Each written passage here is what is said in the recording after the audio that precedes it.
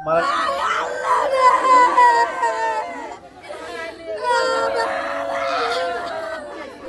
টাকার চাপে আত্মহত্যা। শাহজাদপুরে বালুর চর থেকে ব্যবসায়ী লাশ উদ্ধার। সিরাজগঞ্জ শাহজাদপুর করতোয়া নদীর তীরে বালুর চর থেকে ইমদাদুল হক মিলন ৩৮ নামের এক তাঁত কাপড় ব্যবসায়ী লাশ উদ্ধার করেছে থানা পুলিশ। ইমদাদুল হক মিলন উপজেলা গারাদাও ইউনিয়নে মাগরকোলা গ্রামে মোহাম্মদ আইনাল সরকার লেদুর ছেলে। সে ৩ সন্তানের জনক ছিলেন। জানা যায় আজ শনিবার ভোরে উপজেলা গারাদাও ইউনিয়নে তালগাছি করতোয়া ডিগ্রি কলেজের সামনে অবস্থিত করতোয়া নদীর স্থানীয়রা যাওয়ার সময় একটি অজ্ঞাত লাশ দেখতে পায়। পরে খবর পেয়ে শাহজাদপুর থানা অফিসার ইনচার্জ মোহাম্মদ আসলাম আলীর নেতৃত্বে পুলিশের একটি দল সকাল ৯টা ঘটনাস্থলে উপস্থিত হয়। সুরতাল শেষে লাশ উদ্ধার করে শাহজাদপুর থানায় নিয়ে আসা হয়। পরে থানা উপস্থিত হয়ে কাপড় ব্যবসায়ী ইমদাদুল হক মিলনের স্ত্রী রিনা খাতুন লাশটি তার স্বামী বলে শনাক্ত করেন। নিহত রিনা খাতুন সাংবাদিকদের বলেন, ঋণের চাপে আমার স্বামী সোমবার থেকে নিখোঁজ ছিল।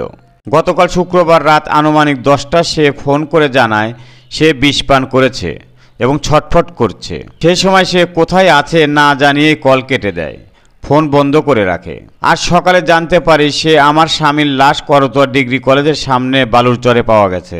এ বিষয়ে শাহজাদপুর থানা অফিসার ইনচার্জ মোহাম্মদ আসলাম আলী বলেন, ইতিমধ্যে জেনেছেন যে আজকে আমরা সকাল ৮ ঘটিকায় জানতে পারি যে শাহজাদপুর থানাধীন গারাদহ ইউনিয়নের চরার মধ্যে একটা ডেড বডি পড়ে আছে। তাৎক্ষণিক সংবাদ পেয়ে আমরা ঘটনাস্থলে যাই, গিয়ে ডেড বডিটা দেখি। দেখার পরে আমরা প্রাথমিকভাবে তাকে কেউ আইডেন্টিফাই করতে না পারে নাই। আমরা প্রথমে তার ডেড বডিটা আইডেন্টিফাই করার চেষ্টা করি এবং কী কারণে মৃত্যু হয়েছে সে বিষয়গুলো নিয়ে আমরা অনুসন্ধান করতে থাকি।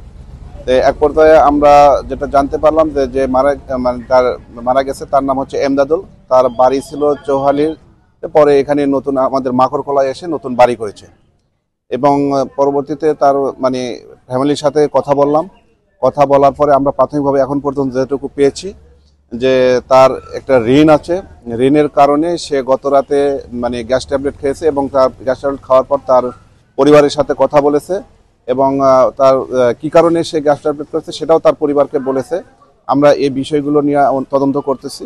আমরা আশা করি দ্রুততম সময়ের মধ্যে সে কি কারণে গ্যাস ট্যাবলেট খেয়েছে এবং আরো কি কোন কারণ আছে সেগুলো আমরা বাইর করব। আপনার স্বামীর নাম? ইমদাদুল। আমাকে আমার স্বামী রাত 10টার দিকে ফোন দিছে, বলতেছে রিমা আমাকে ক্ষমা করে দিও। তা আমি বলতেছি কিসের জন্য ক্ষমা করে দেব? তা আমাকে বলতেছে মোট টাকা আনছি, ও এখন বলতেছে 3.5 লাখ টাকা পাই, তার জন্য আমি এবে করে এসে রয়েছি। তখন আমি বললাম এই টাকাটা কার দ্বারা আনছে? রাজ্জাক কাকা জানি। পরে রাজ্জাক কাকাকে আমি যা জিজ্ঞেস করলাম যে রাত্রে রিবাতের আব্বা ফোন দিছিল, এতদিন ফোন দিল না, আজকে রাত্রে হঠাৎ করে ফোন দিছে। আমার বাবা মারা গেছে, আমি জানি না। বয়স 40। আচ্ছা, তোমরা কয় ভাই বোন? আমরা 3 ভাই। 3টাই ভাই, তুমি বড়? আচ্ছা, তোমার দাদার নাম কি? আমার দাদার নাম হলে লেদু সরকার।